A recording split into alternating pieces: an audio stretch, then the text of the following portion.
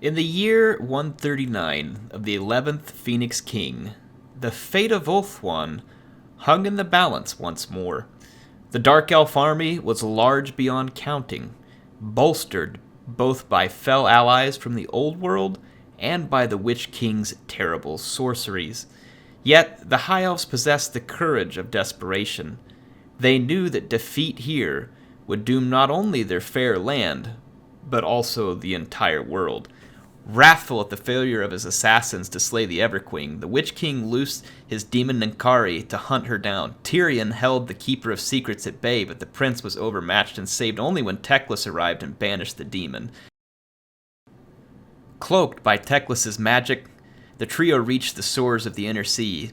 There, a white ship, crewed by the remaining handmaidens of the Everqueen, carried them to the Finuval Plain, where the shattered remnants of the elf armies were assembled to make a final and desperate stand against the forces of the Dark Elves and their Chaos allies.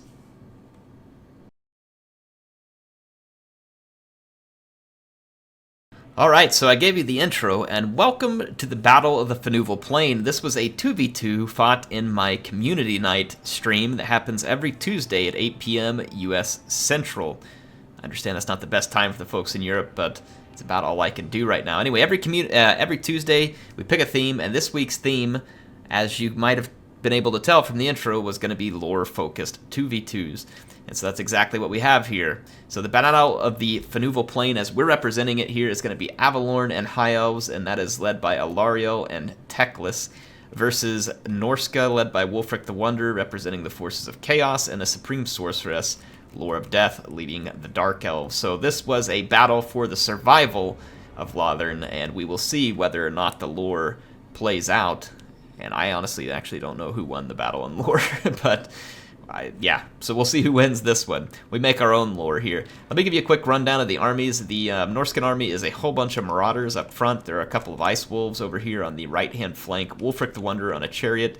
He does have his Viking ship and the Sword of Torgald, which gives him a lot of extra damage. We have a Shaman Sorcerer, Lore of Metal with Searing Doom, Transmutation of Lead, and Final Transmutation, I believe that, or Plague of Rust, or no, it's Transmutation of Lead, I was right the first time, and Final Transmutation.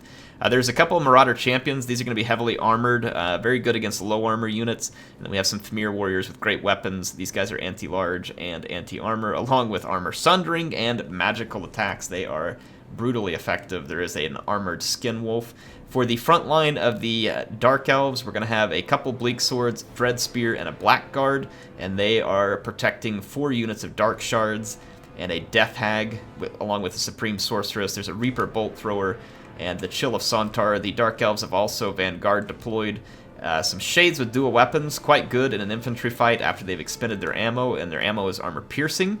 We've got Dark Riders here plowing into some Vanguard deployed Dryads. There was 2 units of those. And as for the armies of Avalorn, there are 5 units of White Lions across the front, and then 3 units of Dryads to that flank, 1 here. So that is a lot of infantry.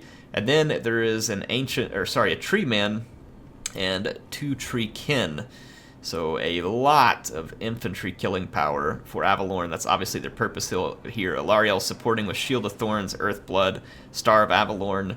So she's got her typical abilities. There are 3 units of Sisters of Avalorn here for the High Elves. These are going to be very important units. They are the damage-dealing component of the High Elf army here, more so than the infantry. And then we have a protective component here with the Phoenix Guard, magical anti-large, anti-armor attacks. Very nice unit with a little bit of physical resistance. And we can see the leader here for the High Elf faction is Teclis. Teclis is sporting the net, Flock of Doom, and Enfeebling Foe. So he's going to be a nice support unit here. There is a Dragon Prince on the left flank and a Fireborn on the right flank. And then we've got a Flame Spire Phoenix along with another Eagle here, a Great Eagle. So let's see how the battle plays out. I think that in the mobility department, the Norscan Dark Elf force is pretty lacking. And that's going to be a challenge for them to try and overcome. They're going to have to get the Chill of Sontar and the Famir Warriors with great weapons and deal with these Sisters of Avalorn. If they can't, I don't see how they win this battle. The infantry fight kind of looks like it favors, obviously, Avalorn in this case. But that type of thing can be overcome if you can clear out skirmishers and support units, especially when you have the Chill of Sontar and these Famir warriors here. Wulfric is also quite good against infantry, as is the Death Hag. So there is definitely a fair bit of anti-infantry capability in the forces of darkness here, as we'll call them. The forces opposed to Lothern. The Sisters of Avalorn are going to get their first volleys in here. And it's just going to be against Marauders, so not even necessarily a great use of their ammo, because Marauders do have a shield, albeit I believe it's a bronze shield. It is, so it's the cheapest shield, but still, it's a shield. See the Reaper Bolt Thrower getting its shots in. There's going to be engagements all along the line here. There's going to be a net already coming in by Teclis, from what I heard there, and that is going to be Wulfric, and Wulfric gets absolutely sister nuked right here. And then here comes the Fireborn attempting to finish him off. So Wulfric the Wanderer in the very early stage of this battle takes an absolute savaging at the hands of Lothern, led by Teclis. Then over here on the other flank, the Chill of Sontar is coming through, and after having savaged Wulfric to make themselves even more valuable, the Sisters of Avalorn are going to open up all over the Chill of Sontar. It's going to go ahead and attempt to back up and unleash a breath attack, and that it does. Though it's not crazy successful because the Sisters were spread out fairly wide. It did kill some of them, though. It was certainly not without effect. So Wulfric routed, but he came back. He'll get a chance to try and come back and impact the battle, but everything right now is focused on the Chill of Sontar. And the Chill of Sontar gets into the Sisters of Avalorn. There's a Phoenix Guard on the way, and we're going to see here that Teclis drops the net of Ammontok again, holding the Chill of Sontar in place, and most likely seeing that it's going to be destroyed. In the infantry fight, look at the damage done to the Treemen here by the combo Famir Warriors and Blackguard. Treeman has no business in this fight whatsoever, and it is going to get absolutely wrecked. You can already see Murderous Prowess popping up on the Dark Elf units. They are suffering casualties at a pretty high rate. The Dark Shards did manage to kill a Flamespire Phoenix. Its Phoenix ability went off back from the ashes or whatever it is here, so it's respawned, and we'll have a chance to come back into the fight with quite a few hit points. That is a Phoenix for you. They come back sometimes. This Famir Warrior with great weapons is now eating, or actually, sorry, it's Wulfric that's taking that fire. A few arrows, though, are actually hitting the Famir Warriors, who are absolutely thrashing this tree kid. But with Wulfric's demise soon at hand, and a Fireborn in the back lines, things not necessarily looking to be in good shape on that flank. The Death Shaman, or sorry, Metal Shaman is run off the battlefield. One Famir Warrior with great weapons is down, albeit it managed to push the tree man out. However, he's back for seconds. You can see the Chill of Sontar was killed. And over here, the Dark Elves have gotten themselves blobbed up. They've really got to spread out these